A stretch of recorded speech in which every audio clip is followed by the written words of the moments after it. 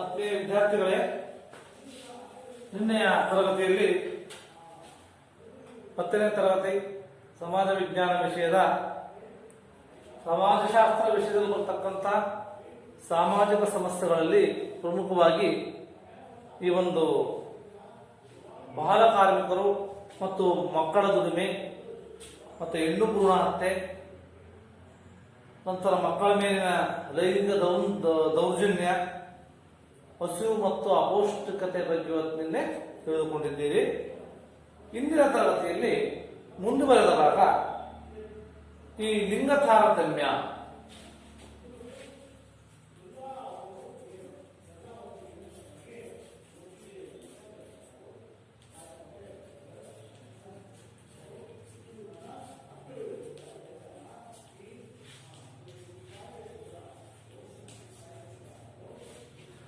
ಲಿಂಗ ತಾರತಮ್ಯ, ಬಾಲ್ಯ ವಿವಾಹ, ಮಕ್ಕಳ ಸಾಗಾಣಿಕೆ ಮತ್ತು ಮಾರಾಟ, ಮುಕ್ತಿಗಾಗಿ ಕೆಲವು ಕ್ರಮಗಳ ಬಗ್ಗೆ ಇವತ್ತು ಅಧ್ಯಯನವನ್ನ ಮಾಡೋಣ.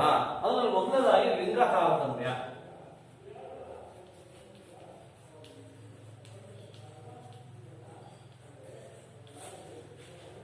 ಏನ್ ಲಿಂಗ ತಾರತಮ್ಯ ಅಂದ್ರೆ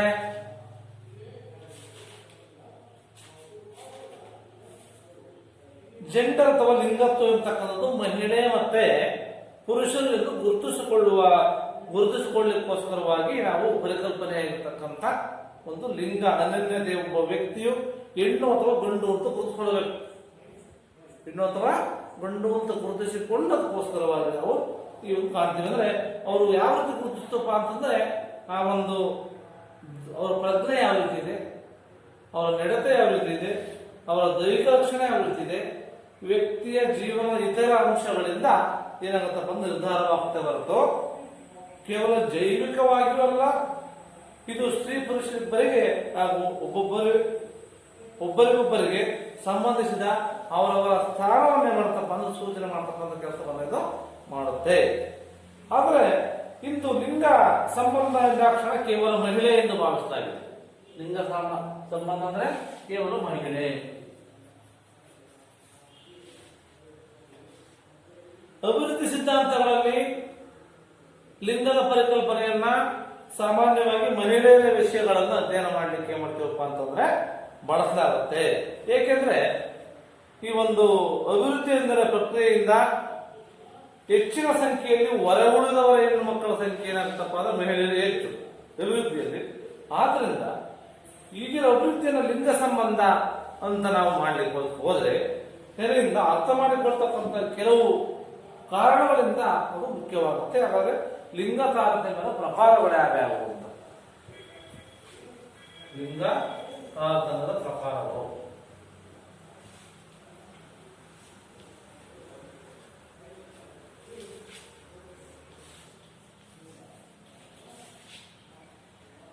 ನಾವು ಆಹಾರ ಮತ್ತು ಲಿಂಗ ಜಗತ್ತಿನ ಎಲ್ಲಾ ಭಾಗದಲ್ಲೂ ಲಿಂಗ ತಾರತಮ್ಯ ಇರತಕ್ಕಂಥ ನಾವು ಕಾಣ್ತೇವೆ. ಅದು ಎಲ್ಲಾ ಕಡೆಗಳಲ್ಲೂ ಒಂದೇ ರೀತಿಯಾಗಿಲ್ಲ. ಅದು ಅನೇಕ ಕಡೆ ಅನೇಕ ರೂಪದಲ್ಲಿ ಇರ್ತಕ್ಕಂಥದ್ದನ್ನು ಕಾಣ್ತೀವಿ. ಲಿಂಗ ಸಂಬಂಧ ಇರ್ತಕ್ಕಂಥ ಒಂದು ಅಸಮಾನತೆಯಿಂದ ಕೂಡಿರ್ತಕ್ಕಂಥ ಏಕ ಸ್ವರೂಪದ ವಿಷಯವಲ್ಲ ಇದು. ಏನಾಗಿರುತ್ತೆ, ಇದು ಸಾಮಾಜಿಕ ಸಂಬಂಧಗಳಿಂದ ಕೂಡಿರ್ತಕ್ಕಂಥ ಹಾಗೆ ನಾವು ಮಹಿಳೆ ಮತ್ತು ಪುರುಷರ ನಡುವೆ ಸ್ಥೂಲವಾಗಿರ್ತಕ್ಕಂಥ ಅಸಮಾನತೆಯನ್ನ ಅಮರ್ಥ್ಯಸಿ ಎನ್ನತಕ್ಕಂಥ ಅರ್ಥಶಾಸ್ತ್ರಜ್ಞ ಯಾವ ರೀತಿ ಈ ಒಂದು ಕೆಳಗಿನಿಂದ ಗುರುತಿಸ್ತಾರ. ಯಾವ ರೀತಿ ಜನನ ಪ್ರಮಾಣದಲ್ಲಿ ಅಸಮಾನತೆ, ಲಿಂಗ ತಾರತಮ್ಯ ಪ್ರಕಾರಗಳು ಒಂದಾರು ಜನನ ಪ್ರಮಾಣದಲ್ಲಿ ಅಸಮಾನತೆ.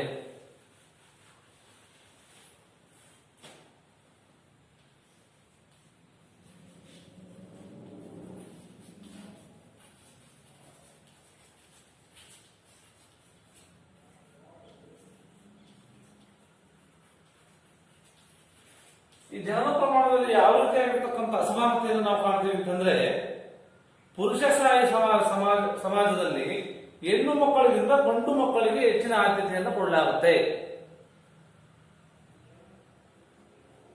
ಇದರಿಂದಾಗಿ ಲಿಂಗಾಧಾರಿತ ಈ ಭ್ರೂಣ ಹತ್ಯೆ ಅನೇಕ ರಾಜ್ಯಗಳಲ್ಲಿ ಆಗಿರ್ತಕ್ಕಂಥ ನೀವು ಹಿಂದಿನ ತರಗತಿಯಲ್ಲಿ ಅಧ್ಯಯನ ಮಾಡಿದ್ರಿ. ಮುಖ್ಯವಾಗಿ ಪೂರ್ವ ಮತ್ತು ದಕ್ಷಿಣ ಏಷ್ಯಾ, ಚೀನಾ, ದಕ್ಷಿಣ ಕೊರಿಯಾ, ಸಿಂಗಾಪುರ್, ತೈವಾನ್ ರಾಷ್ಟ್ರಗಳಲ್ಲಿ ಹೆಚ್ಚಾಗಿ ಈ ಒಂದು ಭ್ರೂಣಹತ್ಯೆಯನ್ನು ಮಾಡ್ತಕ್ಕಂಥ ನಾವು ಕಾಣ್ತೇವೆ. ಹಾಗಾಗಿ ಇಲ್ಲಿ ಜನರ ಪ್ರಮಾಣದಲ್ಲೂ ಸಹ ಅಸಮಾನತೆ ಇರತಕ್ಕಂಥದ್ದನ್ನು ನಾವು ಲಿಂಗ ತಾರತಮ್ಯದಲ್ಲಿ ಕಾಣಬಹುದು. ನೆಕ್ಸ್ಟ್ ಮೂಲ ಸೌಕರ್ಯದಲ್ಲಿ ಅಸಮಾನತೆ.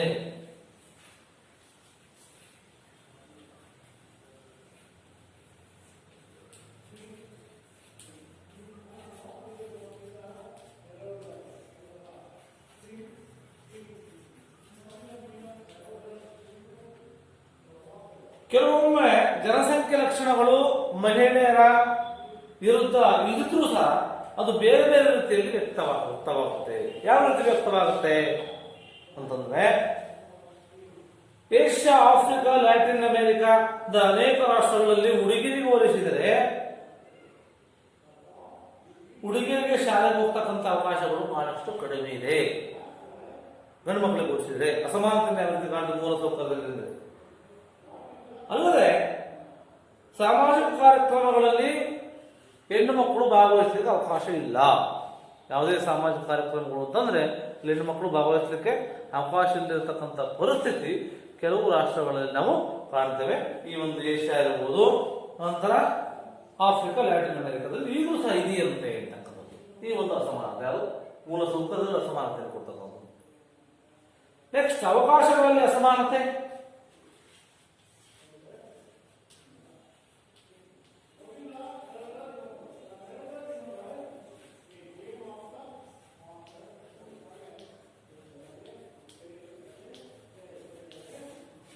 ಏನು ಅವಕಾಶಗಳು? ಮೂಲಭೂತ ಅವಶ್ಯಕತೆಗಳಾಗಿರ್ತಕ್ಕಂತಹ ಶಾಲಾ ಶಿಕ್ಷಣ ಇರಬಹುದು. ಶಿಕ್ಷಣದಲ್ಲಿ ಅಷ್ಟಾಗಿ ಅಸಮಾನತೆ ಕಂಡು ಬರುತ್ತಿದ್ರೂ ಸಹ ಉನ್ನತ ಶಿಕ್ಷಣದ ಅವಕಾಶಗಳು ಹುಡುಗರಿಗೆ ಹೋಲಿಸಿದಾಗ ಹೆಣ್ಣು ಮಕ್ಕಳಿಗೆ ಕಡಿಮೆ. ಉನ್ನತ ಶಿಕ್ಷಣ ಅಂತಕ್ಕಂಥದ್ದು ವೃತ್ತಿ ತರಬೇತಿಯಲ್ಲೂ ಸಹ ಅಸಮಾನತೆಯನ್ನ ನಾವು ಯುರೋಪ್ ಮತ್ತು ಉತ್ತರ ಅಮೆರಿಕದ ಕೆಲವು ರಾಷ್ಟ್ರಗಳಲ್ಲಿ ಸಹ ಈ ಒಂದು ಅವಕಾಶಗಳ ಅಸಮಾನತೆಯನ್ನು ನಾವು ಕಾಣ್ತೇವೆ. ಉನ್ನತ ವ್ಯಾಸಂಗಕ್ಕೆ ಹುಡುಗರಿಗಿಂತ ಹೋಲಿಸಿದ್ರೆ ಹುಡುಗಿರಿಗೆ ಬಹಳಷ್ಟು ಕಡಿಮೆ ಸಿಗ್ತಕ್ಕಂಥದ್ದು ಅಂತಕ್ಕಂಥದ್ದು ತಿಳಿಬೇಕು. ನೆಕ್ಸ್ಟ್ ಒಡೆತನದ ಅಸಮಾನತೆ ಅಂತ.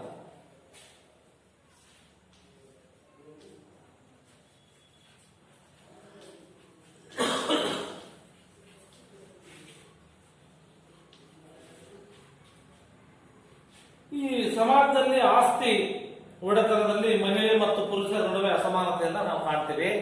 ಯಾಕಪ್ಪ ಅಂತಂದ್ರೆ ಮೂಲಭೂತ ಸುತ್ತಾದ ಮನೆ ಇರಬಹುದು, ಭೂಮಿ ಒಡೆತನದಲ್ಲೂ ಸಹ ಲಿಂಗ ಅಸಮಾನತೆಯನ್ನು ಕಾಣ್ತೇವೆ. ಯಾಕಪ್ಪ ಅಂದ್ರೆ ಇದರಿಂದ ಮಹಿಳೆಯರು ವಾಣಿಜ್ಯವಾಗಿ ಆರ್ಥಿಕ ಚಟುವಟಿಕೆಗಳಲ್ಲಿ ಅಲ್ಲದೆ ಕೆಲವು ಸಾಮಾಜಿಕ ಚಟುವಟಿಕೆಗಳು ಸಹ ಮುಂದುವರಿಲಿಕ್ಕೆ ತೊಂದರೆ ಆಗ್ತಾ ಇದೆ. ಯಾಕಪ್ಪ ಅಂತಂದ್ರೆ ಈ ಅಸಮಾನತೆ ಜಗತ್ತಿನಾದ್ಯಂತ ಹರಡಿದ್ರೂ ಸಹ ಕೆಲವು ಸ್ಥಳೀಯತೆಗೆ ಅನುಗುಣವಾಗಿ ಬದಲಾಗ್ತಾ ಇದೆ. ಉದಾಹರಣೆ, ಭಾರತದಲ್ಲಿ ಪಿತ್ರಾರ್ಜಿತ ಆಸ್ತಿ ಹಕ್ಕು ಯಾರಿಗಿದೆ? ಗಂಡು ಮಕ್ಕಳಿಗಿದೆ ಪರ. ಅದು ಕೇರಳದಲ್ಲಿ ನಾಯರ್ ಸಮುದಾಯದಲ್ಲಿ ಪಿತ್ರಾರ್ಜಿತ ಆಸ್ತಿಯ ಬದಲು ಮಾತೃ ಸಂಸ್ಕೃತಿಯು ಆಸ್ತಿ ಹಕ್ಕನ್ನು ಕಾಣ್ತಿದೆ ಕೇರಳದಲ್ಲಿ. ಇತ್ತೀಚಿನ ನ್ಯಾಯಾಲಯಗಳಲ್ಲಿ ತೀರ್ಪಿನ ಪ್ರಕಾರ ಹೆಣ್ಣು ಮಕ್ಕಳು ಸಹ ಯಾಕೆ ಪಿತ್ರಾರ್ಜಿತ ಆಸ್ತಿಯಲ್ಲಿ ಭಾರತ ಮಹಿಳೆಯರು ಸಹ ಪಾಲನ್ನು ಪಡೆಯಬಹುದು ಅಂತಕ್ಕಂಥ ಕಾನೂನನ್ನ ಇವತ್ತು ಅಸಮಾನತೆ ಇದೆ, ಅಸಮಾನತೆಯನ್ನು ಹೋಗಲಾಡಿಸಲಿಕ್ಕೆ ಈ ರೀತಿಯಾಗಿರ್ತಕ್ಕಂಥ ಕಾನೂನನ್ನ ಇವತ್ತು ನಾವು ಕಾಣ್ತೇವೆ. ಒಡೆತನೂ ಸಹ ಅಸಮಾನತೆ ಮತ್ತು ಕೌಟುಂಬಿಕ ಅಸಮಾನತೆ, ಕುಟುಂಬದಲ್ಲೂ ಸಹ ಅಸಮಾನತೆಯನ್ನು ಕಾಣ್ತೇವೆ. ಯಾವ ರೀತಿ ಕಾಣ್ತೇವೆ? ಸಾಮಾನ್ಯ ಕುಟುಂಬಗಳಲ್ಲಿ ಲಿಂಗ ಸಂಬಂಧಿ ಅಸಮಾನತೆ,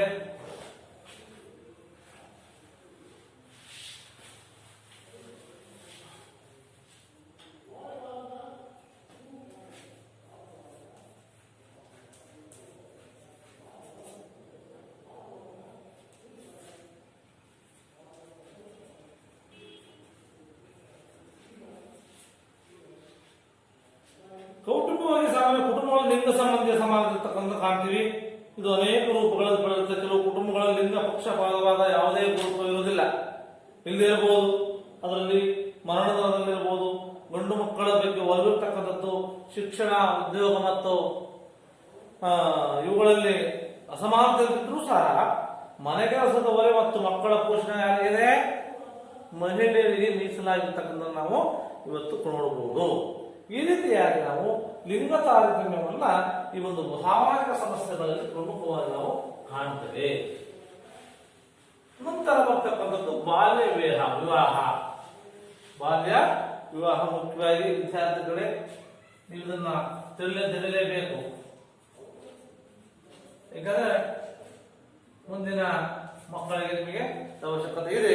ಅಂದ್ರೆ ಬಾಲ್ಯ ವಿವಾಹ ಅಂದ್ರೆ ಈ ಒಂದು ನಮ್ಮ ಸಮಾಜದಲ್ಲಿ ಪಾರಂಪರಿಕವಾಗಿ ಕಾಡಿದ ಒಂದು ಸಾಮಾಜಿಕ ಸಮಸ್ಯೆಗಳಲ್ಲಿ ಒಂದು ಅಂತಕ್ಕಂಥದ್ದು ಯಾವ್ದಪ್ಪ ಅಂದ್ರೆ ಬಾಲ್ಯ ವಿವಾಹ. ಯಾಕಪ್ಪ ಅಂತಂದ್ರೆ ಹಾಗಾದ್ರೆ ಬಾಲ್ಯ ವಿವಾಹ ಎಂದ್ರೇನು ಅನ್ನತಕ್ಕಂಥದ್ದು ನೀವು ಗೊತ್ತಿರ್ಬೇಕು. ನಿಮಗೆಲ್ಲ ಕಾನೂನಿನ ಪ್ರಕಾರ ಬಾಲ್ಯ ವಿವಾಹ ಎಂದರೆ 18 ವರ್ಷದೊಳಗಿನ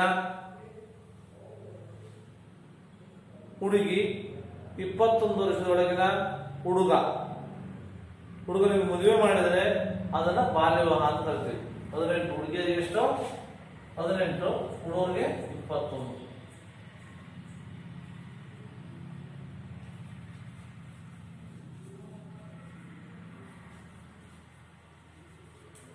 ಇದ್ರೊಳಗೆ ಏನಾದ್ರೂ ಮದುವೆ ಮಾಡಿದ್ರೆ 18 ವರ್ಷ ತುಂಬಿಲ್ಲ ಇನ್ನು ಹೆಣ್ಣು ಮಕ್ಕಳಿಗೆ, ಗಂಡು ಮಕ್ಕಳು 21 ವರ್ಷ ತುಂಬಿಲ್ಲ ಅಂತ ಮದುವೆ ಮಾಡೋದನ್ನ ಬಾಲ್ಯ ವಿವಾಹ ಅಂತ ಕರಿತೇವೆ. ಇಬ್ಬರಲ್ಲಿ ಯಾರಾದರೂ ಒಬ್ರು ಕಾನೂನು ಹೇಳುವುದಕ್ಕಿಂತ ಚಿಕ್ಕದಾಗಿದ್ರೆ, ಹುಡುಗರಾಗಿರ್ಬೋದು ಹುಡುಗಿಯರಾಗಿರ್ಬೋದು, ಇಬ್ಬರೊಬ್ಬರು ಚಿಕ್ಕದಾಗಿದ್ರೆ ಅದೇನಾಗುತ್ತೆ? ಅದು ಬಾಲ್ಯ ವಿವಾಹ. ಹಾಗಾಗಿ ಈ ಹುಡುಗರಿಗೆ 18 ವರ್ಷ 21 ವರ್ಷ ತುಂಬಿರಲೇಬೇಕು, ಹುಡುಗಿಯರಿಗೆ ಮದುವೆ ಆಗಬೇಕು ಅಂತಂದ್ರೆ 18 ವರ್ಷ ತುಂಬಿರಲೇಬೇಕು. ಹಾಗಾಗಿ ಈ ಒಂದು ಯುಗದಲ್ಲಿ ಅಂತಹ ಮದುವೆ ಬಾಲ್ಯ ವಿವಾಹವಾಗುತ್ತೆ ಅಂತ ನಾವು ಇಲ್ಲಿ ತಿಳಿಯಬೇಕಾಗುತ್ತೆ. ಜೊತೆಗೆ 18 ವರ್ಷದೊಳಗಿನ ಬಾಲಕಿಯರನ್ನ ಯಾರೇ ದೊಡ್ಡವರು ಮದುವೆ ಆದಲ್ಲಿ ಅದು ಬಾಲ್ಯ ವಿವಾಹ. ಒಳಗಿನ ಮಕ್ಕಳು ಯಾರೇ ದೊಡ್ಡವರು ಅದನ್ನು ನಾವು ಬಾಲ್ಯ ವಿವಾಹ ಅಂತ ಕರಿತೀವಿ. ಈ ಹುಡುಗಿಗೆ ಮದುವೆ ಆಗಲಿಕ್ಕೆ ಏನ್ ಬೇಕು? ಸಂಪೂರ್ಣ 18 ವರ್ಷ ಪೂರ್ಣವಾಗಿರಲೇಬೇಕು, ತುಂಬಿರಲೇಬೇಕು. ಅಂತಹ ಮದುವೆ ಮಾತ್ರ ಕಾನೂನುಬದ್ಧ. ಆ ವಯಸ್ಸಿನ ಒಳಗೆ ಯಾವುದೇ ಮದುವೆ ಆದಲ್ಲಿ ಅದು ಕಾನೂನು ಬಾಹಿರ, ಮತ್ತೆ ಅದು ಒಂದು ಅಪರಾಧ ಅಂತ ಇವತ್ತು ನಮ್ಮ ದೇಶದಲ್ಲಿ ಕಾನೂನಿನ ಜಾರಿಗೆ ತಂದರೆ. ಹಾಗಾದ್ರೆ ಬಾಲ್ಯ ವಿವಾಹವನ್ನು ನಾವು ಯಾಕೆ ಮಾಡಬಾರದು ಅಂತಕ್ಕಂಥದ್ದು. ಬಾಲ್ಯ ವಿವಾಹವನ್ನ ಯಾಕೆ ಮಾಡಬಾರದು? 18 ವರ್ಷದೊಳಗಿನ ಮಕ್ಕಳಿಗೆ ಬಾಲ್ಯ ಮದುವೆಯನ್ನು ಮಾಡಿದರೆ ಕಾನೂನು ಪ್ರಕಾರ ಅದು ಅಪರಾಧ. ಯಾಕಪ್ಪ ಅಂದ್ರೆ ಹೆಣ್ಣಿಗೆ ಮದುವೆ ಎಂಬ ಪದ್ಧತಿಗೆ ಒಳಬೇಕಾದ್ರೆ ಅವಳ ದೇಹ, ಮದುವೆ ಆಗಬೇಕು ಅಂದ್ರೆ ಅವಳ ದೇಹ ಇರ್ಬೋದು, ಅವ್ರ ಮನಸ್ಸಿರ್ಬೋದು, ಅವರ ಗರ್ಭಕೋಶ ಇರ್ಬೋದು, ಮಾನಸಿಕ, ಬೌದ್ಧಿಕ, ಒಟ್ಟಾರೆ ಶಾರೀರಿಕ ಸಾಮರ್ಥ್ಯ ಬೆಳೆಯಲಿಕ್ಕೆ 18 ವರ್ಷ ಬೇಕು. ಶಾರೀರಿಕ ಸಾಮರ್ಥ್ಯ ಬೆಳೆಸಬೇಕು 18 ವರ್ಷ ಬೇಕು. ಹಾಗಾಗಿ ಮಾನವ ಸಮಾಜದಲ್ಲಿ ವಿವಾಹ ಸಂತಾನೋತ್ಪತ್ತಿ ಒಂದು ಪ್ರಮುಖ ಭಾಗ. ಹಾಗಾಗಿ ಹೆಣ್ಣು ಮದುವೆ ನಂತರ ಗರ್ಭಧರಿಸ್ತಕ್ಕಂಥದ್ದು, ಮಗುವನ್ನು ಪಡೆಯತಕ್ಕಂಥದ್ದು ಸಹಜವಾಗಿರ್ತಕ್ಕಂಥ ಗುಣ. ಹೆಣ್ಣು ಮಕ್ಕಳು ಗರ್ಭಧರಿಸಿರೋ ಅವರ ದೈಹಿಕ ಮತ್ತು ಮಾನಸಿಕ ಬೆಳವಣಿಗೆ ಅತ್ಯಂತ ಪ್ರಮುಖವಾಗಿರ್ತಕ್ಕಂಥದ್ದು. ವೈದ್ಯಕೀಯ ಸಂಶೋಧನೆಗಳ ಪ್ರಕಾರವೇ ಹೆಣ್ಣು ಮಕ್ಕಳಿಗೆ ಗರ್ಭಧರಿಸಿದ ಗರ್ಭಕೋಶ ಸಮರ್ಥವಾಗಿ ಬೆಳಲಿಕ್ಕೆ ಎಷ್ಟು ಬೇಕೋ 18 ವರ್ಷ ಬೇಕಾಗುತ್ತೆ. ಆಗ ಮಾತ್ರ ಅದು ಭ್ರೂಣವನ್ನ 9 ತಿಂಗಳು ಸಮರ್ಥವಾಗಿ ಬೆಳೆಸಲಿಕ್ಕೆ ಸಾಧ್ಯ. ಇಲ್ಲದಿದ್ರೆ ಭ್ರೂಣಕ್ಕೆ ತೊಂದರೆ ಆಗ್ತಕ್ಕಂಥ ನಾವು ಕಾಣ್ತೇವೆ. ತೊಂದರೆಯಾಗಿ ರಕ್ತಸ್ರಾವವಾಗಿ ಭ್ರೂಣ ಸಾಯ್ತಕ್ಕಂಥ ಸಾಧ್ಯತೆಗಳು ಹೆಚ್ಚಾಗ್ತವೆ. ಹಾಗಾಗಿ ಚಿಕ್ಕ ವಯಸ್ಸಿನಲ್ಲಿ ಗರ್ಭಧರಿಸುವುದರಿಂದ ಹೆರಿಗೆ ಸಮಯದಲ್ಲಿ ತಾಯಿಗೆ ಸಾವಾಗ್ತಕ್ಕಂಥ ಸಂಭವ ಇರುತ್ತೆ. ಈ ಕಾರಣಕ್ಕೆ ಕಡ್ಡಾಯವಾಗಿ 18 ವರ್ಷ ತುಂಬಿರಲೇಬೇಕು ಹೆಣ್ಮಕ್ಳಿಗೆ ಅಂತ ಅರ್ಥ ಆಯ್ತಾ? ಮತ್ತೆ ಮದುವೆ ಮಾಡಲೇಬೇಕು ಒಂದು ಕಾನೂನು ರೂಪಿಸ್ತಾರೆ. ಇದ್ರ ಜೊತೆಗಾಗಿ ಹೆಣ್ಣು ಮಕ್ಕಳಿಗೆ 18 ವರ್ಷ ಪೂರ್ಣಗೊಂಡ ಮೇಲೆ ಮದುವೆಯನ್ನು ಮಾಡ್ತಕ್ಕಂಥದ್ದು ಬಹಳ ಸೂಕ್ತ ಮತ್ತು ಬಹಳ ಒಳ್ಳೆಯದು ಅಂತಕ್ಕಂಥದ್ದನ್ನ ಇವೆಲ್ಲ ವಿದ್ಯಾರ್ಥಿಗಳು ತಿಳಿಬೇಕು. ನಂತರ ಮಕ್ಕಳ ದೈಹಿಕ ಮತ್ತು ಮಾನಸಿಕ ಬೆಳವಣಿಗೆ ಮೊದಲು ಮಾಡತಕ್ಕಂಥ ವಿವಾಹವನ್ನ ಬಾಲ್ಯ ವಿವಾಹ ಎಂದು ಕಾನೂನುಗಳಲ್ಲಿ ಪರಿಗಣಿಸಿ ಇದು ಶಿಕ್ಷಾರ್ಹ ಅಪರಾಧ ಅಂತ ಹೇಳ್ತೀವಿ. ಬಾಲ್ಯ ವಿವಾಹ ಅಂತಕ್ಕಂಥದ್ದು ಒಂದು ಶಿಕ್ಷಾರ್ಹ ಅಪರಾಧ. ದೈಹಿಕ ಮತ್ತು ಮಾನಸಿಕ ಬೆಳವಣಿಗೆ ಇಲ್ಲದೆ ಅವ್ರಿಗೆ ಹುಟ್ಟತಕ್ಕಂಥ ಮಕ್ಕಳ ದೈಹಿಕ ಬೆಳವಣಿಗೆನೂ ಸಹ ಕುಂಠಿತವಾಗುತ್ತೆ. ಅವ್ರಿಗೆ ತೊಂದರೆ ಆದರೆ ಅವ್ರು ಹುಟ್ಟತಕ್ಕಂಥ ಮಕ್ಕಳಿಗೂ ಸಹ ಬೆಳವಣಿಗೆ ಕುಂಠಿತವಾಗುತ್ತೆ. ಅದಕ್ಕಾಗಿ ಬಾಲ್ಯ ವಿವಾಹವನ್ನ ನಮ್ಮ ಕಾನೂನಿನಲ್ಲಿ ಏನ್ ಮಾಡಿದರೆ ನಿಷೇಧವನ್ನು ಮಾಡಿದರೆ ಇದನ್ನು ತಡೆಗಟ್ಟಲಿಕ್ಕೆ ಯಾರೂ ಸಹ ಕಾನೂನು ಇದೆ ಅಂತಕ್ಕಂಥ ಮುಂದೆ ಚರ್ಚೆ ಮಾಡೋಣ. ಮುಂದೆ ಅದಕ್ಕಿಂತ ಮೊದಲು ಬಾಲ್ಯ ವಿವಾಹಕ್ಕೆ ಕಾರಣಗಳೇನು, ಯಾಕೆ ಬಾಲ್ಯ ವಿವಾಹವನ್ನು ಮಾಡ್ತಾರೆ ಅದು ಪ್ರಮುಖವಾಗಿ ತಿಳ್ಕೋಬೇಕಾಗುತ್ತೆ. ಬಾಲ್ಯ ವಿವಾಹಕ್ಕೆ ಕಾರಣಗಳು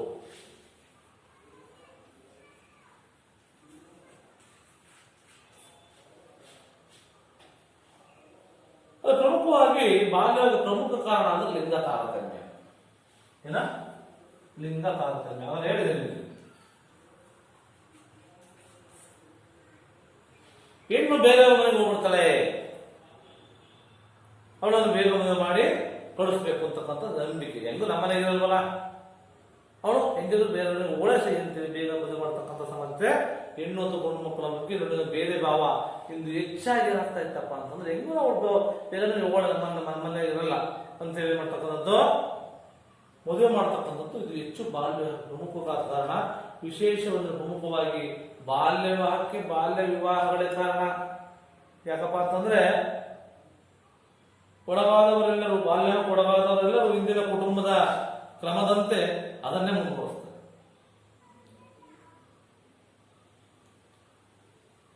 ಬಾಲ್ಯಕ್ಕೆ ಪ್ರಮುಖ ಕಾರಣ ಶಿಕ್ಷಣ ಇಲ್ಲ. ಏನೋ ಶಿಕ್ಷಣ ಇಲ್ಲದಿರ್ತಕ್ಕಂಥ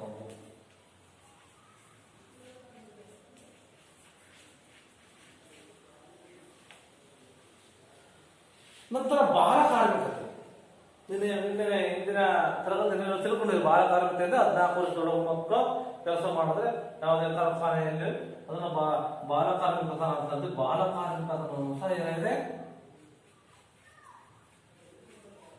ಈ ಒಂದು ಬಾಲ್ಯ ವಿವಾಹಕ್ಕೆ ಕಾರಣ. ಮತ್ತು ಮಕ್ಕಳನ್ನ ಸಾಗಣೆ ಮಾಡ್ತಕ್ಕಂಥದ್ದು ಮತ್ತು ಮಾರಾಟ ಮಾಡ್ತಕ್ಕಂಥದ್ದು, ಮತ್ತು ಚಿಕ್ಕ ವಯಸ್ಸಿನಲ್ಲಿ ಶಾಲೆಗೆ ಹೋಗದೆ ಬಾಲ ಕಾರ್ಮಿಕರಾಗಿ ಮುಂದೆ ಏನಾಗುತ್ತಪ್ಪ ಅಂತಂದ್ರೆ ಅನಕ್ಷರಸ್ಥರಾಗ ಈ ಒಂದು ಬಾಲ್ಯ ವಿವಾಹದಂತ ಸಮಸ್ಯೆಗಳಿಗೆ ಒಳಗಾಗ್ತಕ್ಕಂಥ ಸಂಭವ ಇರುತ್ತೆ. ಉದಾಹರಣೆ 8ನೇ ತರಗತಿ 10ನೇ ತರಗತಿ ಓದಿದ ಮಕ್ಕಳು, ಓದಿದ ಶಿಕ್ಷಣ ಪಡೆದಂತ ಬಡ ಕುಟುಂಬಗಳು ತಮ್ಮನ್ನ ಮಕ್ಕಳನ್ನು 18-21 ವರ್ಷದವರೆಗೆ ಮದುವೆ ಮಾಡೋದಿಲ್ಲ. ಯಾಕಂದ್ರೆ ಶಿಕ್ಷಣ ಅಂತಕ್ಕಂಥ ಬಗ್ಗೆ ತಿಳಿಬೇಕಾಗುತ್ತೆ. 18 ಇವ್ರು ಯಾರೋ ಒಂದು 8 ಅಥವಾ 9 ಕ್ಲಾಸ್ ಇರ್ತಕ್ಕಂಥ ವ್ಯಕ್ತಿಗಳು, ನಾವು ಹೇಳ್ತೀವಿ ನಿಮಗೆ ಮಾಡೋದಿಲ್ಲ ಅಂತೇಳಿ, ಅದು ತಿಳಿದಂಥವ್ರು ಏನ್ ಮಾಡ್ತಾರೆ, ಬಾಲ್ಯ ವಿವಾಹವನ್ನು ಮಾಡೋದಿಲ್ಲ ಅಂತಕ್ಕಂಥದ್ದು. ಅದಕ್ಕೇನ್ ಬೇಕು, ಈ ಕಾನೂನಿನ ಕನಿಷ್ಠ ಮಟ್ಟದ ಅನುಷ್ಠಾನ ಮತ್ತು ಬಳಕೆ. ಕಾನೂನಿನ ಅನುಷ್ಠಾನ ಅದನ್ನು ಬಳಕೆ ಮಾಡತಕ್ಕಂಥ ಒಂದು ಸಮಸ್ಯೆ ಕಾರಣ ಆಗಿದೆ.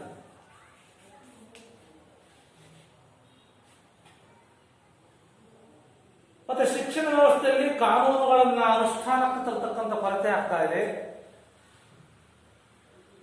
ನಂತರ ಶಿಕ್ಷಣಕ್ಕೆ ಸಮಾಜ ಸಮುದಾಯಗಳ ಸಹಕಾರ ಇಲ್ಲ, ಅಸಹಕಾರ, ಸಾರ್ವಜನಿಕ ಸಹಕಾರ, ಮಕ್ಕಳ ಹಕ್ಕುಗಳ ಮತ್ತು ಮಕ್ಕಳ ಅಭಿವೃದ್ಧಿ ಕಾರ್ಯಕ್ರಮಗಳನ್ನ ದೋಷಪೂರಿತವಾಗಿ ಅದು ಪರಿಹರಿಸ್ತಾ ಇರತಕ್ಕಂಥದ್ದು ಸಹ ನಾವು ಬಾಲ್ಯ ವಿವಾಹಕ್ಕೆ ಕಾರಣ ಅಂತ ತಿಳಿಯಬಹುದು.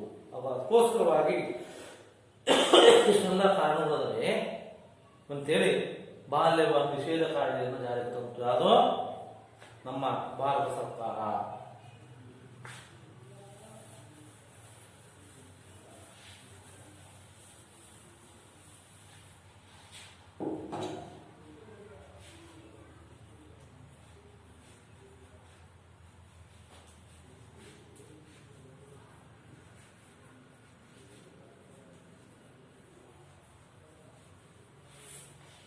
ಎರಡು ಸಾವಿರದ 2006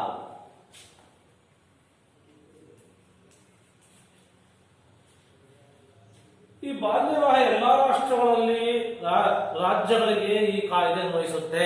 ಒಂದು ರಾಜ್ಯಕ್ಕಲ್ಲ, ಭಾರತದ ಎಲ್ಲಾ ರಾಜ್ಯಗಳು ಅನ್ವಯಿಸುತ್ತೆ. ಕೆಲವು ತಿದ್ದುಪಡಿಯ ಮೂಲಕವಾಗಿ 2006ರಲ್ಲಿ ಬಾಲ್ಯ ವಿವಾಹ ನಿಷೇಧ ಕಾಯ್ದೆಯಿಂದ ಜಾರಿಗೆ ತಂದ್ರು. ಹಿಂದೆ 1929-86 ಇತ್ತು. 1929 ಮತ್ತು 1986 ಜಾರಿಯಲ್ಲಿತ್ತು. ಆದರೆ ಭಾರತ ಮಕ್ಕಳ ಹಕ್ಕುಗಳ ಒಡಂಬಡಿಕೆಯನ್ನ 1992 ಡಿಸೆಂಬರ್ 11ರಂದು ಸಹಿ ಮಾಡಿದ್ರು. 1992 ಡಿಸೆಂಬರ್ 11ರಂದು ಸಹಿ ಮಾಡಿದ್ರು. ಹಾಗಾಗಿ ಈ ಒಂದು ಕೆಲವು ಮಕ್ಕಳ ಸ್ನೇಹಿ ಬದಲಾವಣೆಗಳು ಇರ್ತಿದೆ.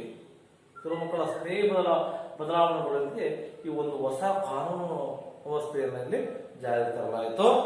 ಈ ಒಂದು ಹೆಣ್ಣು ಅಥವಾ ಗಂಡಲ್ಲಿ ಯಾರಾದರೂ ಇಬ್ರು ಚಿಕ್ಕದಾಗಿದ್ರು ಸಹ ಅದು ಅಪರಾಧ. ನಾನು ಹೇಳಿದೆ 18 ವರ್ಷ ತುಂಬಿರಲೇಬೇಕು ಹೆಣ್ಣು ಮಕ್ಕಳಿಗೆ, ಗಂಡು ಮಕ್ಕಳಿಗೆ 21 ವರ್ಷ ಆಗಿರಲೇಬೇಕು. ಇಲ್ಲಾಂದ್ರೆ ಅದು ಇಬ್ಬರು ಚಿಕ್ಕದಾಗಿದ್ರೆ ಅಪರಾಧ. ಯಾವುದೇ ಚಿಕ್ಕ ಹುಡುಗಿಯನ್ನ ಯಾರೇ ದೊಡ್ಡವರು ಮದುವೆಯಾದ್ರಲ್ಲಿ ಅವರು ಶಿಕ್ಷೆಗೆ ಅರ್ಹರು, ಶಿಕ್ಷೆ ಪಡೆಯಲೇಬೇಕಾಗತ್ತೆ. ಮಕ್ಕಳ ಅರ್ಥಮಕ್ಕೆ ಬರ್ತದೆ ನಿಮಗಿದು. ಇಂತಹ ಬಾಲ್ಯ ಹಂದರದಲ್ಲಿ ಮದುವೆ ಮಾಡಿಸಿದ, ಕುಮ್ಮಕ್ಕು ನೀಡಿದ, ಸಹಾಯ ಮಾಡಿದ, ಭಾಗವಹಿಸಿದ ಎಲ್ಲರಿಗೂ ಸಹ 2 ವರ್ಷ ಜೈಲು, 1 ಲಕ್ಷ ದಂಡ. 2 ವರ್ಷ ಜೈಲು, 1 ಲಕ್ಷ ರೂಪಾಯಿ ದಂಡವನ್ನ ತೆಗೆದುಕೊಟ್ಟಬೇಕಾಗತ್ತೆ ಅಂತ ಕಾನೂನು ಮಾಡಿ ಈ ಒಂದು ಕಾಯ್ದೆಯಲ್ಲಿ ಕಾಲಂ 9, 10, 11 ಪ್ರಕಾರ, ಕಾಲಂ 9, 10, 11 ಪ್ರಕಾರ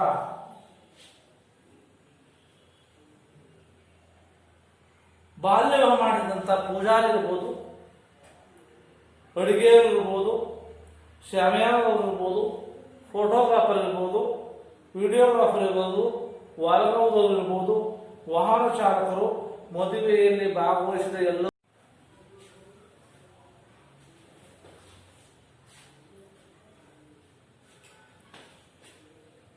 ಪ್ರಮುಖವಾಗಿ ಮದುವೆ ಮಾಡಿದ ಹುಡುಗ ಹುಡುಗಿಯರ ತಂದೆ ತಾಯಿಗಳು,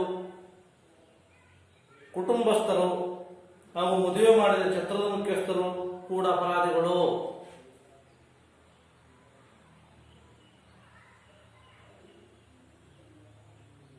ಈ ಕಾನೂನಿನ ಮುಂದೆ ಪತ್ರಿಕೆ ಟೈಪ್ ಮಾಡಿದಂತಹ ಮುದ್ರಿಸಿದ ಮುದ್ರಣಕಾರನು ಸಹ ಅಪರಾಧಿ ಎಂದು ಹೇಳಲಾಗುತ್ತೆ. ಯಾಕೆಂದ್ರೆ ಬಾಲ್ಯ ವಿವಾಹ ಮಕ್ಕಳ ಹಕ್ಕುಗಳನ್ನ ಉಲ್ಲಂಘನೆ ಮಾಡತಕ್ಕಂಥದ್ದು, ಮಕ್ಕಳ ಹಕ್ಕುಗಳನ್ನ ಏನ್ ಮಾಡುತ್ತೆ, ಉಲ್ಲಂಘನೆ ಮಾಡತಕ್ಕಂಥದ್ದು ಬಾಲ್ಯ ವಿವಾಹ. ಹಾಗಾಗಿ ಈ ಒಂದು ಅದಕ್ಕೆ ಯಾರು ಸಹಕರಿಸಬಾರದು. ಅದನ್ನ ಪ್ರಶ್ನಿಸಿದರೆ, ಭಾಗವಹಿಸಿದರೆ ಅಥವಾ ನಮ್ಮ ಸಾಮಾಜಿಕ ಜವಾಬ್ದಾರಿಯನ್ನು ಮರೆತರೆ ಅದು ಮಕ್ಕಳ ಮೇಲೆ ಮತ್ತು ಮಕ್ಕಳ ಹಕ್ಕಿನ ಮೇಲೆ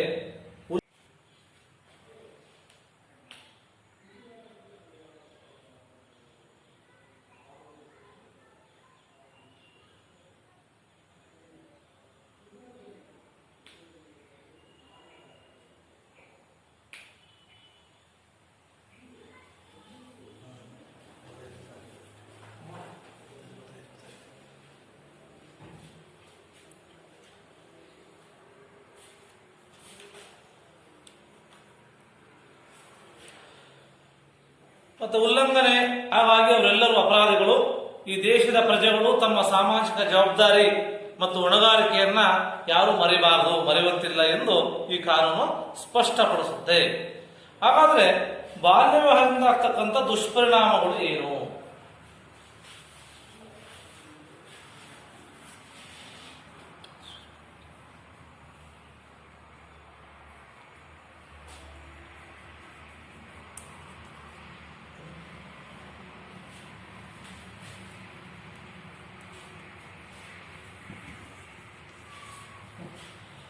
ಈ ಮಕ್ಕಳ ಸರ್ವತೋಮುಖ ಬೆಳವಣಿಗೆ ಕುಂಠಿತವಾಗಿ ಅವರು ಪ್ರಶ್ನೆ ಮಾಡ್ತಕ್ಕಂಥ ಸ್ವತಂತ್ರವನ್ನು ಕಳೆದುಕೊಳ್ತಾರೆ. ಇದರ ಪರಿಣಾಮವಾಗಿ ಮಕ್ಕಳ ಮೇಲೆ ಅತಿಯಾಗಿರ್ತಕ್ಕಂಥ ದೌರ್ಜನ್ಯ ಆಗುತ್ತೆ. ನಿರ್ಲಕ್ಷ್ಯ, ಹಿಂಸೆ, ಶೋಷಣೆ ಮತ್ತೆ ಲೈಂಗಿಕ ದೌರ್ಜನ್ಯ ಹೆಚ್ಚಾಗುತ್ತೆ. ಮಕ್ಕಳ ಎಲ್ಲ ಹಕ್ಕುಗಳ ಉಲ್ಲಂಘನೆ ಆಗುತ್ತೆ. ಮತ್ತೆ ಬಾಲ್ಯತನ, ಶಿಕ್ಷಣ, ಮನೋರಂಜನೆ, ಗೆಳೆಯರ ಒಡನಾಟಕ್ಕೆ ಧಕ್ಕೆ ಆಗುತ್ತೆ.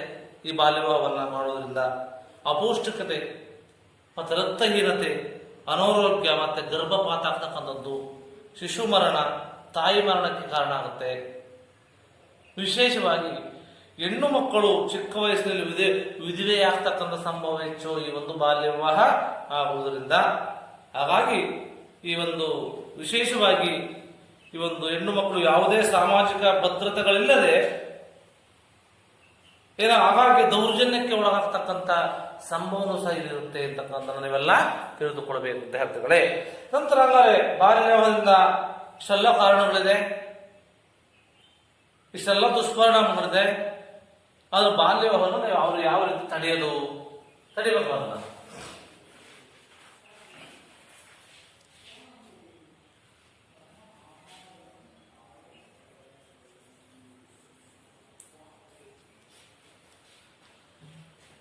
ಕರ್ನಾಟಕ ರಾಜ್ಯ ಸರ್ಕಾರ 47 ಹಂತದ ಅಧಿಕಾರಿಗಳನ್ನ ಬಾಲ್ಯ ವಿವಾಹದ ನಿಷೇಧಾಧಿಕಾರಿಗಳು ಅಂತ ಮಾಡಿದೆ. ಆದ್ರಿಂದ ನಿಗದಿಪಡಿಸಿದೆ. ಆದ್ರಿಂದ ಎಲ್ಲಾ ಬಾಲ್ಯ ವಿವಾಹ ನಡೆದಾಗ ನಾವು ದೂರನ್ನ ನೀಡಬಹುದು, ನೀವಾದರೂ ಅಷ್ಟೇ. ಪ್ರಪ್ರಥಮವಾಗಿ ಮಕ್ಕಳ ಸಹಾಯವಾಣಿ ಸಂಖ್ಯೆ 1098ಕ್ಕೆ ನೀಡಬಹುದು, ದೂರನ್ನು ನೀಡಬಹುದು. ನೀಡಿದವರು ಹೆಸರನ್ನ ಹೇಳದೇ ಇರಬಹುದು. ನಿಮಗೆ ಹೆದರಬೇಕಾಗಿಲ್ಲ, ನಾವು ಹೇಳ್ಬಿಟ್ಟು ನಿಮ್ಮ ತನಕ ಯಾರು ಬರಲ್ಲ. ಆ ರೀತಿಯಾಗಿ ನೀವೇನ್ ಮಾಡಬಹುದು, ಹೆಸರು ಹೇಳದೇ ಇರಬಹುದು. ಸ್ಥಳೀಯವಾಗಿ ನಿಮ್ಮ ಪಕ್ಕದ ಮನೆಯ ಯಾವುದೇ ಸರ್ಕಾರಿ ಶಾಲೆಯ ಮುಖ್ಯ ಶಿಕ್ಷಕರು ಇರ್ಬೋದು, ಮತ್ತೆ ಗ್ರಾಮ ಪಂಚಾಯಿತಿಯ ಲೆಕ್ಕಿಗರಿರ್ಬೋದು, ಪಂಚಾಯತ್ ಅಭಿವೃದ್ಧಿ ಅಧಿಕಾರಿಗಳಿರ್ಬೋದು, ನಗರದಲ್ಲಿ ನಗರ ಆರೋಗ್ಯ ನಿರೀಕ್ಷಕರಿರ್ಬೋದು, ಈ ವ್ಯಾಪ್ತಿಯ ಪೊಲೀಸ್ ಠಾಣೆಗೆ ದೂರನ್ನ ನೀಡಬಹುದು ನೀವು. ಇವರೆಲ್ಲರೂ ಬಾಲ್ಯ ವಿವಾಹ ನಿಷೇಧಾಧಿಕಾರಿಗಳು. ಅಂದ್ರೆ ಬಾಲ್ಯ ವಿವಾಹ ಆಗದಂತೆ ನೋಡಿಕೊಳ್ಬೇಕಾದದ್ದು. ಒಂದು ವೇಳೆ ಬಾಲ್ಯ ವಿವಾಹ ನಡೆದಿದ್ರೆ ಅವರ ವಿರುದ್ಧ ಕ್ರಮ ಕೈಗೊಳ್ಳಲಿಕ್ಕೆ ಪೊಲೀಸ್ ಠಾಣೆಗೆ ಕಾನೂನು ರೀತ್ಯವಾಗಿ ದೂರನ್ನ ಪ್ರಕರಣವನ್ನು ನಾವು ಸಲ್ಲಿಸಲಿಕ್ಕೆ ಅವಕಾಶ ಇದೆ. ಪ್ರಕರಣ ದಾಖಲಿಸತಕ್ಕಂಥವ್ರು ಆಗಿದ್ದಾರೆ. ಜೊತೆಗೆ ತಾಲೂಕು ಮತ್ತು ಜಿಲ್ಲಾ ಮಟ್ಟದ ಎಲ್ಲ ಅಧಿಕಾರಿಗಳು ಬಾಲ್ಯ ವಿವಾಹವನ್ನ ನಿಷೇಧ ಮಾಡತಕ್ಕಂಥ ಅಧಿಕಾರಿಗಳಾಗಿರ್ತಾರೆ. ಹಾಗಾಗಿ ಇವರಿಗೆ ಯಾವುದೇ ಸಮಯದಲ್ಲಾದರೂ ನೀವು ಬಾಲ್ಯ ವಿವಾಹದ ಕುರಿತು ದೂರನ್ನ ನೀಡಬಹುದು ಅಂತಕ್ಕಂಥದ್ದನ್ನು ನೀವು ವಿದ್ಯಾರ್ಥಿಗಳೆಲ್ಲ ತಿಳಿಬೇಕು. ನಂತರ ಬಾಲ್ಯ ವಿವಾಹಕ್ಕೆ ಪರಿಹಾರಗಳೇನಿದೆ, ಇಷ್ಟೆಲ್ಲ ಇದೆ, ಬಾಲ್ಯ ವಿವಾಹ ಇದೆ, ದುಷ್ಪರಿಣಾಮ ಆಗ್ತಾರೆ, ಅದು ಪರಿಹಾರ ಬೇಕಲ್ಲ ನಿಮಗೆ. ಬಾಲ್ಯ ವಿವಾಹಕ್ಕೆ ಪರಿಹಾರಗಳೇನು?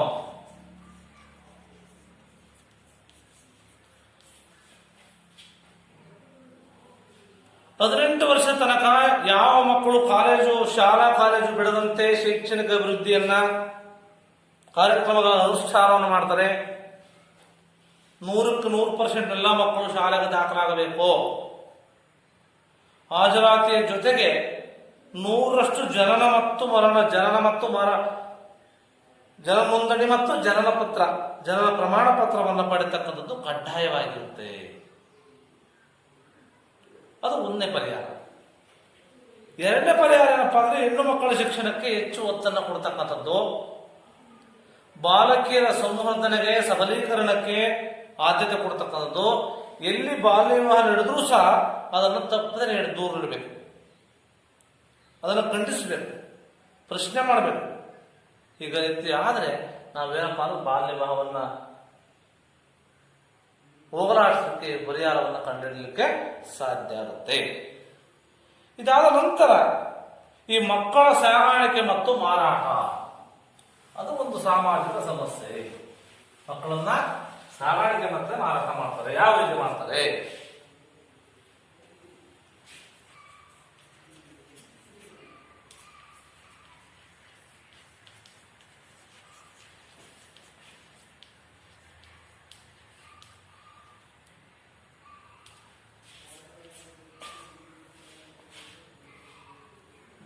ಇದು ಅತ್ಯಂತ ವೇಗವಾಗಿ ಬೆಳೆತಕ್ಕಂಥ, ಸಮಾಜದಲ್ಲಿ ಅಷ್ಟೇ ವೇಗದಲ್ಲಿ ಅಷ್ಟೇ ಒಳ್ಳೆಯ ಮತ್ತು ಕೆಟ್ಟ ಅಂಶಗಳು ಬೆಳೀತಾ ಇದೆ ಇವತ್ತು.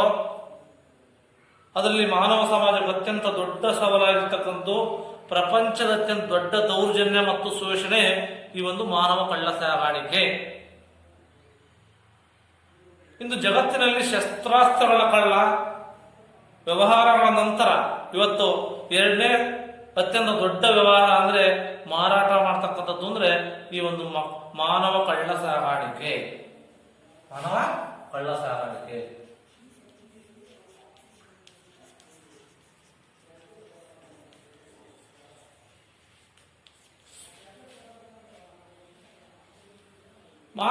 ಸಾಗಾಣಿಕೆಯಲ್ಲಿ 70% ಮಹಿಳೆಯರು ಮತ್ತು ಮಕ್ಕಳೇ ಬಲಿಪಶು ಆಗ್ತದೆ.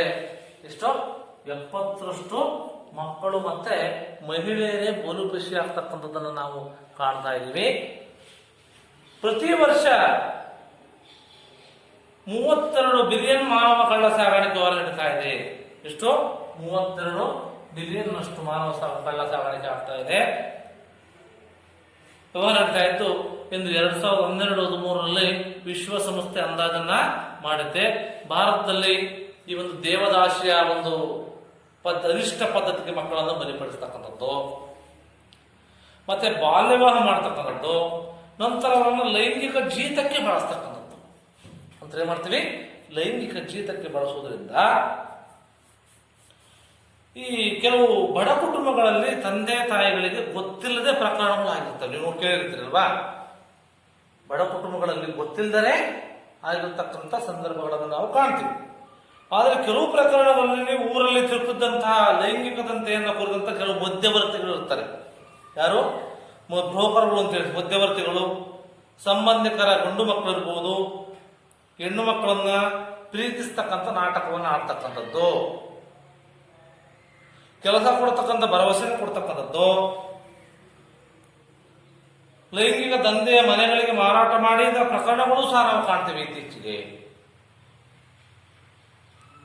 ಕನ್ನಡ ವಿಶ್ವವಿದ್ಯಾಲಯ ಅಭಿವೃದ್ಧಿ ಅಧ್ಯಯನದ ಸಂಶೋಧನೆಗೊಳಪಟ್ಟಂತ ಕೆಲವು ಯುವತಿಯರು ಹೇಳುವಂತೆ ಏನಾಗುತ್ತಪ್ಪ ಅಂತಂದ್ರೆ, ಮುಂಬೈಯಲ್ಲಿ ಈ ಘರ್ವಾಲೆಗಳು ಆಗಿರ್ತಕ್ಕಂಥ, ಘರ್ವಾಲೆಗಳು ಅಂದ್ರೆ ಸ್ವಂತ ಅಥವಾ ಬಾಡಿಗೆ ಮನೆಯಲ್ಲಿರ್ತಕ್ಕಂಥ ಮಹಿಳೆಯರ ತಮ್ಮಂದಿರಬಹುದು. ಇಲ್ಲಿ ಬಾಂಬೆಯಲ್ಲಿ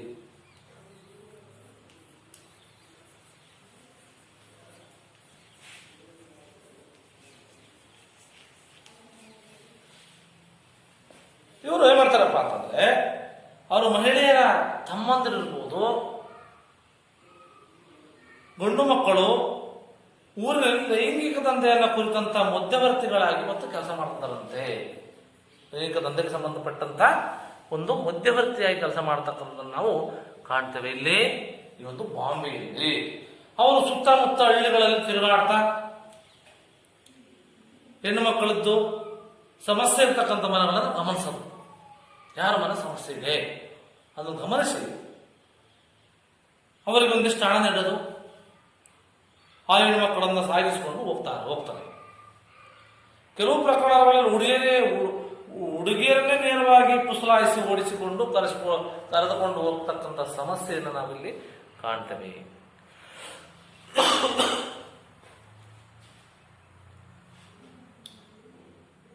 ಕರೆದುಕೊಂಡು ಬಂದು ಲೈಂಗಿಕ ದಂಧೆಯ ಮನೆಗಳಿಗೆ ಸೇರಿಸ್ತಕ್ಕಂಥ ಉದಾಹರಣೆಗಳನ್ನು ನಾವು ಇವತ್ತು ನೋಡ್ತಾ ಇದ್ದೀವಿ.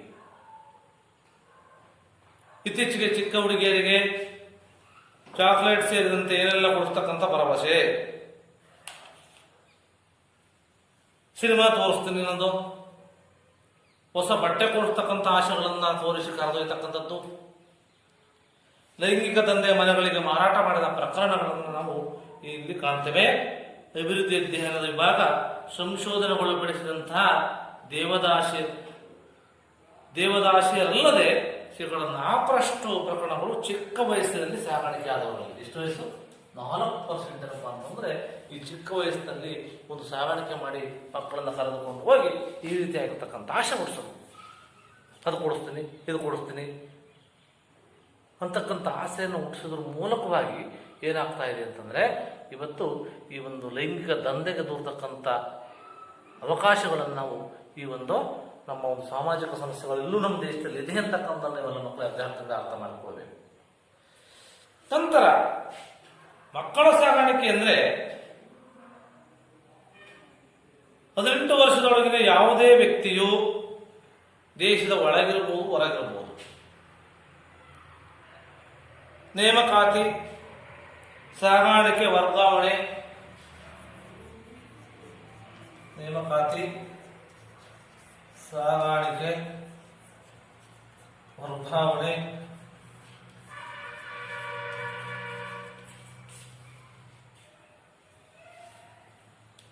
ಮತ್ತೆ ಆಶ್ರಯ ಮತ್ತೆ ರವಾನಿಸ್ತಕ್ಕಂಥದ್ದು, ಮತ್ತೆ ರವಾನಿಸುವುದು,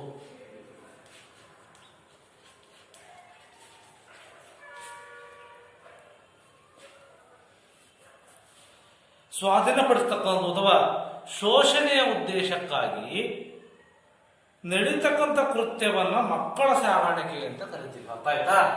ನೇಮಕಾತಿ ಮಾಡ್ತೀನಿ, ಸಾಗಾಣಿಕೆ ಮಾಡ್ತೀನಿ, ವರ್ಗಾವಣೆ ಮಾಡ್ತೀನಿ, ಆಶ್ರಯ ಕೊಡ್ತೀನಿ, ರವಾನಿಸ್ತೀನಿ, ಸ್ವಾಧೀನಪಡಿಸ್ಕೊಡ್ತೀನಿ.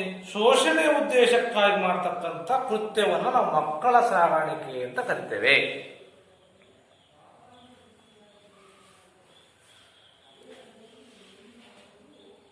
ಸಾಗಾಣಿಕೆ ಒಳಗಾದವರಲ್ಲಿ 27% ಬಲವಂತ ದುಡಿಮೆಯಲ್ಲಿದ್ರೆ, 127% ಎಷ್ಟು ಅಂದ್ರೆ ಬಲವಂತವಾಗಿ ದುಡಿಸ್ಕೊಳ್ತಕ್ಕಂಥದ್ದು.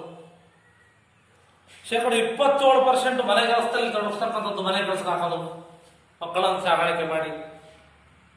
46% ಲೈಂಗಿಕ ಶೋಷಣೆ, 46% ಲೈಂಗಿಕ ಶೋಷಣೆ ಮಾಡ್ತಕ್ಕಂಥದ್ದು, ಲೈಂಗಿಕ ದಂಧೆಗೊಳಗಾಗ್ತಕ್ಕಂಥದ್ದು, ಬಲವಂತ ದುಡಿಮೆಗೊಳಗಾಗಿರ್ತಕ್ಕಂಥ ಮಕ್ಕಳನ್ನ ಭಿಕ್ಷಾಟನೆ ತರೋದು. ಬಲವಂತವಾಗಿ ಮಾಡೋದು, ಒಳಗಾಗ್ತಾವಲ್ಲ ಅಂತ ಮಕ್ಕಳನ್ನ ಮಾಡೋದು ಭಿಕ್ಷೆ ಬೇಡ್ಕೊಂಬರ್ರಿ ಅಂತಕ್ಕಂಥ ಕೆಲಸವನ್ನು ಸಹ ಅಲ್ಲಿ ಮಾಡತಕ್ಕಂಥ ಸಂಭವ ಇಲ್ಲಿ ಇದೆ ಅಂತಕ್ಕಂಥ ನೀವೆಲ್ಲ ಅರ್ಥ ಮಾಡಿಕೊಳ್ಬೇಕಾಗತ್ತೆ.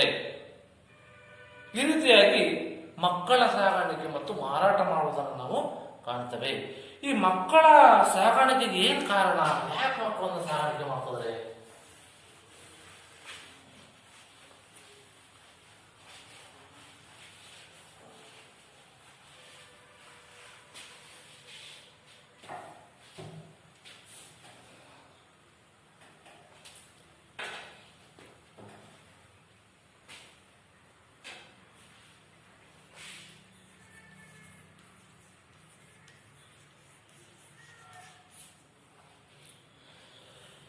ಇಲ್ಲಿ ಮಕ್ಕಳ ಸಹಾಯಕ್ಕೆ ಪ್ರಮುಖವಾಗಿರ್ತಕ್ಕಂಥ ಕಾರಣ ಬಾಲ ಕಾರ್ಮಿಕತೆ.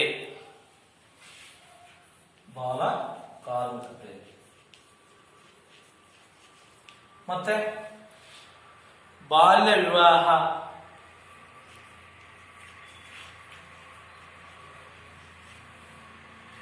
ಮತ್ತೆ ಶಾಲೆ ಬಿಡ್ತಕ್ಕಂಥದ್ದು, ಬಡತನ, ಶಾಲೆ ಬಿಡುವುದು, ಬಡತನ,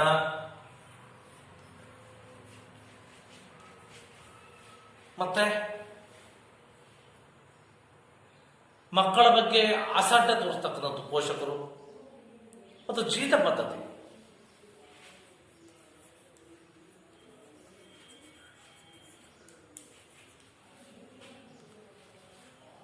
ಇವೆಲ್ಲ ಈ ಒಂದು ಮಕ್ಕಳ ಸಾಗಾಣಿಕೆ ಮಾಡಲಿಕ್ಕೆ ಪ್ರಮುಖವಾಗಿರ್ತಕ್ಕಂಥ ಕಾರಣಗಳು ಅಂತ ನೀವೆಲ್ಲ ತಿಳಿಬೇಕಾಗತ್ತೆ ಮಕ್ಕಳೇ. ಅನಿಯಮಿತ ವಲಸೆ, ಸ್ಥಳಾಂತರ ಹೆಚ್ಚಾಗತಕ್ಕಂಥ ಸಂಪರ್ಕ ತಂತ್ರಜ್ಞಾನ ಮತ್ತು ಹೆಚ್ಚಾಗ್ತಾ ಇದೆ. ಸಂಪರ್ಕ ಮಾಧ್ಯಮಗಳು ಸಹ ಏನಾಗ್ತದೆ, ಹೆಚ್ಚಾಗ್ತಕ್ಕಂಥದ್ದನ್ನು ನಾವು ಕಾಣ್ತೇವೆ. ಮತ್ತು ಇಂಟರ್ನೆಟ್ ಅನ್ನು ಬಳಕೆ ಮಾಡ್ತಕ್ಕಂಥದ್ದನ್ನು ಕಾಣ್ತೇವೆ. ಸಾಮಾಜಿಕ ಅಸಮಾನತೆಯನ್ನು ಕಾಣ್ತೀವಿ. ಲಿಂಗ ಅಸಮಾನತೆ, ತಾರತಮ್ಯ, ಕೌಶಲ್ಯಗಳ ಕೊರತೆ ಹೆಚ್ಚಾಗ್ತಕ್ಕಂಥ ಸಾಲದ ಹೊರೆ ಇವತ್ತು ಹೆಚ್ಚಾಗ್ತಾ ಇದೆ. ಅಸಮಾನ ವ್ಯಾಪಾರ ಸಂಬಂಧಗಳಾಗ್ತಾ ಇದ್ದಾವೆ. ಇವುಗಳಿಗೆ ಎಲ್ಲ ಈ ಒಂದು ಮಕ್ಕಳ ಸಾಗಾಣಿಕೆಯನ್ನು ಮಾಡಲಿಕ್ಕೆ ಪ್ರಮುಖವಾಗಿರ್ತಕ್ಕಂಥ ಕಾರಣಗಳನ್ನ ನೀವು ವಿದ್ಯಾರ್ಥಿಗಳೇ ತಿಳಿಯಬೇಕಾಗುತ್ತೆ. ನಂತರ ಏನ್ ದುಷ್ಪರಿಣಾಮಗಳೇನಾಗದ್ರೆ ಕಾರಣ ತಿಳ್ಕೊಂಡ್ರಿ, ಅದರಿಂದ ಆಗ್ತಕ್ಕಂಥ ಅನಾನುಕೂಲಗಳೇನು ಅಂತ.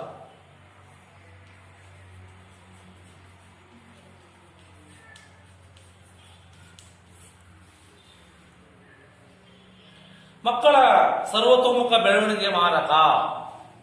ಮಕ್ಕಳು ಸರ್ವತೋಮುಖವಾಗಿ ಬೆಳೀಲಿಕ್ಕೆ ಏನಾಗತ್ತಪ್ಪ ಅಂದ್ರೆ ಮಾರಕ ಆಗುತ್ತೆ. ಯಾವುದು ಈ ಮಕ್ಕಳ ಸಾಗಾಣಿಕೆ.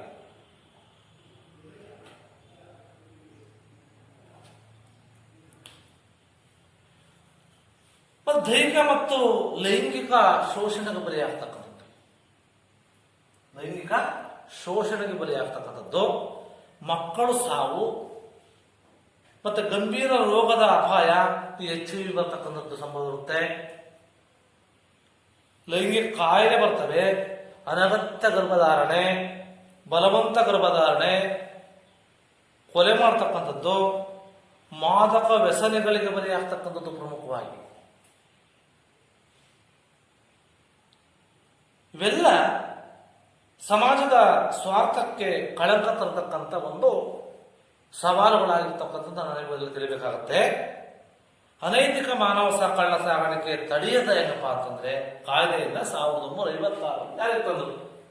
ಎಷ್ಟರಲ್ಲಿ 1956 ಅನೈತಿಕವಾಗಿ ಕಳ್ಳ ಸಾಗಾಣಿಕೆಯನ್ನು ಮಾಡೋದನ್ನ ಜಾರಿಗೆ ತಂದು ಯಾವುದೇ ಮಗು ಮಹಿಳೆ ಮಾನವ ಕಳ್ಳ ಸಾಗಾಣಿಕೆಯನ್ನು ಇವತ್ತು ನಿಷೇಧ ಮಾಡಿದರೆ, ಯಾವುದೇ ಮಗು ಇರ್ಬೋದು, ಮಕ್ಕಳಿರ್ಬೋದು, ಮಹಿಳೆ ಇರ್ಬೋದು, ಅವರನ್ನೇನು ಮಾಡಿದರೆ ಸಾಗಾಣಿಕೆ ನಿಷೇಧ ಮಾಡುತ್ತೆ. ಅದರಂತೆ ಯಾವುದೇ ಮಕ್ಕಳನ್ನ, ಮಹಿಳೆಯರನ್ನ ಹಣ ಅಥವಾ ಇನ್ಯಾವುದೋ ರೀತಿಯ ಆಶೆಗೆ ಒತ್ತಾಯ ಮಾಡಿ ಕಾನೂನು ಬಾಹಿರವಾಗಿ ಒಂದು ಸ್ಥಳದಿಂದ ಇನ್ನೊಂದು ಸ್ಥಳಕ್ಕೆ ಯಾವುದೇ ರೀತಿ ಕರೆದುಕೊಂಡು ಹೋದಲ್ಲಿ ಅದು ಮಕ್ಕಳ ಮತ್ತು ಮಹಿಳೆಯರ ಕಳ್ಳ ಸಾಗಾಣಿಕೆ ಆಗುತ್ತೆ. ಆದ್ದರಿಂದ ಅಂಥವರ ಮೇಲೆ IPC ಸೆಕ್ಷನ್ 370ರಂತೆ ಪ್ರಕರಣವನ್ನು ದಾಖಲಿಸಿ, IPC ಸೆಕ್ಷನ್ ಅಂತಂದ್ರೆ ಇಂಡಿಯನ್ ಪೆನಲ್ ಕೋಡ್ ಅಂತ IPC ಅಂದ್ರೆ ಅದರ ಒಂದು 370ರ ಪ್ರಕಾರ ಪ್ರಕರಣವನ್ನು ದಾಖಲಿಸಿ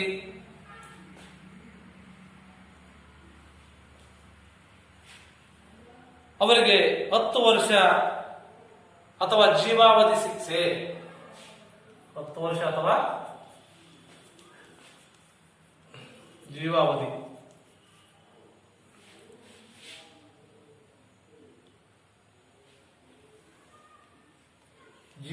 ಶಿಕ್ಷೆಯನ್ನು ಕೊಡ್ತಕ್ಕಂಥ ಅದನ್ನ ನಾವು ಕಾಣ್ತೇವೆ. ಒಳಪಡ್ತಕ್ಕಂಥ ಶಿಕ್ಷೆ ಒಳಪಡ್ತಕ್ಕಂಥ ಅವಕಾಶಗಳನ್ನ ನಾವು ಕಾಣ್ತೇವೆ. ಇದು ಕೆಲವು ಪರಿಹಾರ ಕ್ರಮಗಳೇನಾಗಾದ್ರೆ ಈ ರೀತಿ ಆಗ್ತಾ ಇದೆ ಅಂತಂದ್ರೆ ಅದಕ್ಕೆ ಪರಿಹಾರ ಇರ್ಬೇಕಲ್ಲ.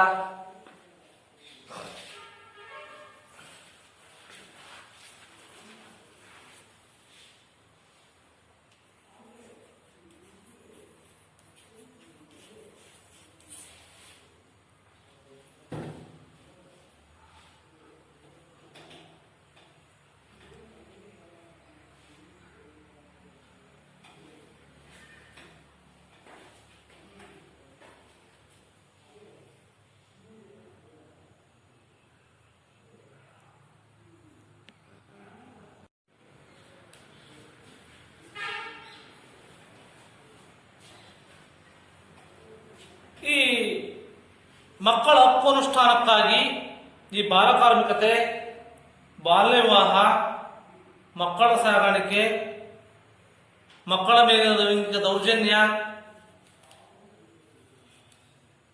ಇನ್ನಿತರ ಶೋಷಣೆಗಳ ಮುಕ್ತಿಯಾಗಿ ಕೆಲವು ಕ್ರಮಗಳನ್ನ ಕೈಗೊಳ್ಳಬೇಕು. ಅದರಲ್ಲಿ ಪ್ರಮುಖ ಒಂದನೇದು ಸರ್ಕಾರಿ ಅನುದಾನ ರಹಿತ ಶಾಲೆಗಳಲ್ಲಿ ಕಡ್ಡಾಯವಾಗಿ ಮಕ್ಕಳ ಹಕ್ಕುಗಳ ಕ್ಲಬ್ ಅನ್ನು ರಚಿಸಬೇಕು. ಮಕ್ಕಳ ಹಕ್ಕುಗಳ ಕ್ಲಬ್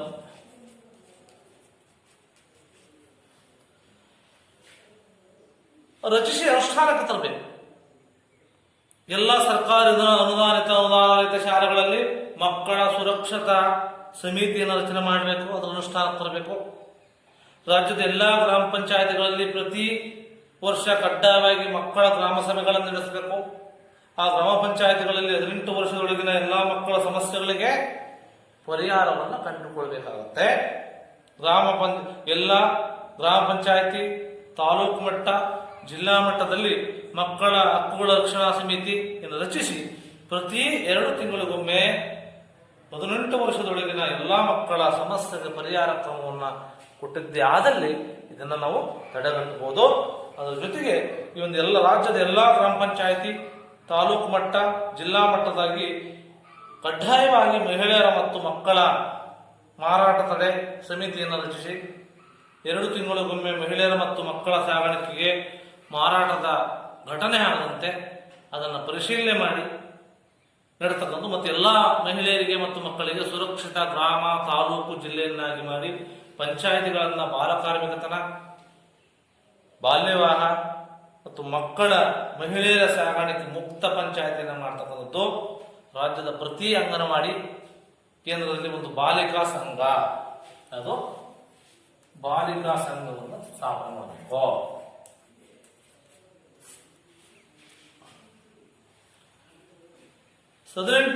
ರಿಂದ 11-18 ವರ್ಷದ ಈ ಕೇಂದ್ರ ವ್ಯಾಪ್ತಿಯ ಎಲ್ಲಾ ಬಾಲಕಿಯರನ್ನ ಸೇರಿಸಿ ಸಂಘಟಿಸಿ ಅವರ ಲಿಂಗತ್ವ, ಲಿಂಗ ತಾರತಮ್ಯ ಇದೆ, ಲಿಂಗ ಅಸಮಾನತೆ ಇದೆ, ಬಾಲಕಾರ್ಮಿಕತೆ, ಬಾಲ್ಯ ವಿವಾಹ, ಮಕ್ಕಳ ಸಾಗಾಣಿಕೆ, ಲೈಂಗಿಕ ದೌರ್ಜನ್ಯ, ಸುರಕ್ಷಿತ ಸ್ಪರ್ಶ, ಜನನ ಪ್ರಮಾಣ ಪತ್ರ, ಶಾಲಾ ಶಿಕ್ಷಣದ ಮಹತ್ವ, ಚುಚ್ಚುಮದ್ದುಗಳು, ಹೃದಯದ ಬಗ್ಗೆ ಬೆಳವಣಿಗೆ, ಆರೋಗ್ಯ ವಿಚಾರ, HIV ಏಡ್ಸ್ ನಂತ ಮಾಹಿತಿ, ಪೌಷ್ಟಿಕ ಆಹಾರ, ಶೌಚಾಲಯವನ್ನು ಯಾವ ರೀತಿ ಬಳಸಬೇಕು, ಸ್ವಚ್ಛತೆಯನ್ನು ಯಾವ ರೀತಿ ಮಾಡಬೇಕು, ಮಕ್ಕಳ ಹಕ್ಕುಗಳು ಮತ್ತು ಮಕ್ಕಳ ಕಾನೂನುಗಳು, ಇಲಾಖೆ ಸೌಲಭ್ಯಗಳು, ಇಲಾಖೆಗಳು ಮತ್ತು ಇನ್ನಿತರ ಮಾಹಿತಿಯನ್ನು ನೀಡಿ ಬಾಲಕಿಯರ ಸಬಲೀಕರಣವನ್ನು ಗೊಳಿಸಿದ್ದಲ್ಲಿ ಮಾತ್ರ ಏನಾಗುತ್ತಪ್ಪ ಅಂತಂದ್ರೆ ಇವು ಎಲ್ಲಾ ಅಂಶಗಳನ್ನ ಈಗಾಗಲೇ ಸರ್ಕಾರ ಸುತ್ತೋಲೆ ಹೊರಡಿಸಿದೆ.